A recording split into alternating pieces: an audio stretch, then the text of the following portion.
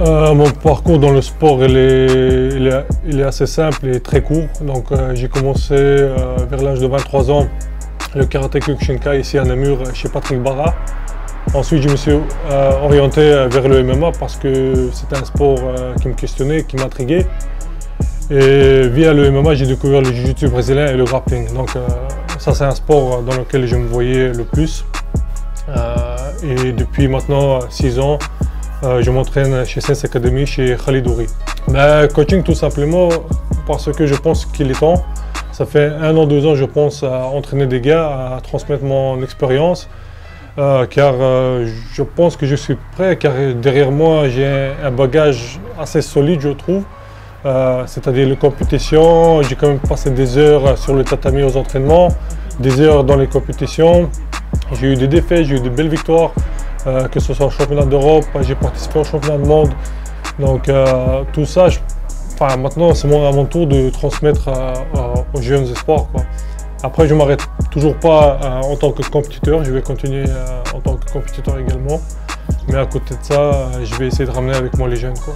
Mon coach favori, je dirais quand même mon entraîneur actuel, c'est Khalid Ouri.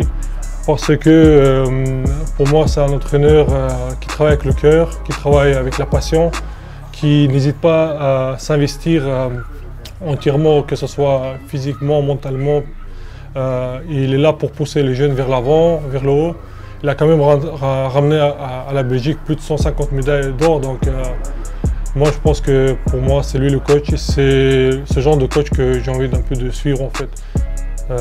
Dans mon méthode de travail, quoi.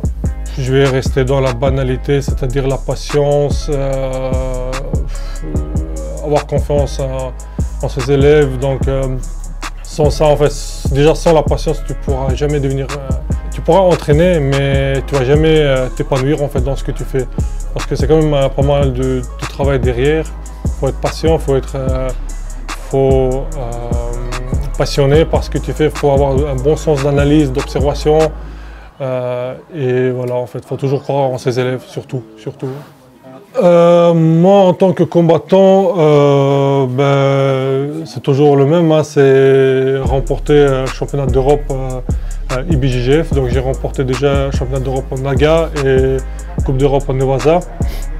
Mais j'aimerais bien quand même remporter le championnat d'Europe en IBJJF. C'est ce que je vise le plus, et après pourquoi pas championnat du monde. En tant que coach, c'est ramener les jeunes que j'entraîne au plus haut niveau possible. Après ça ne veut pas dire que ça veut dire au niveau professionnel. Certaines personnes s'entraînent juste pour le bien-être. Alors si je sais déjà ramener ce bien-être dans mes entraînements en tant qu'entraîneur, j'ai déjà réussi, quoi. Et avec les élèves qui veulent un peu percer et construire une carrière, je serai toujours derrière eux. Premièrement, également, c'est épanouissement personnel. Ensuite, c'est pour ne pas être juste tout simplement égoïste et transmettre ce qu'on m'a transmis aux autres, tout simplement. C'est bien? Tatami. Camping. Kimono. Mercedes. Pour moi, finalement, c'est Black Belt.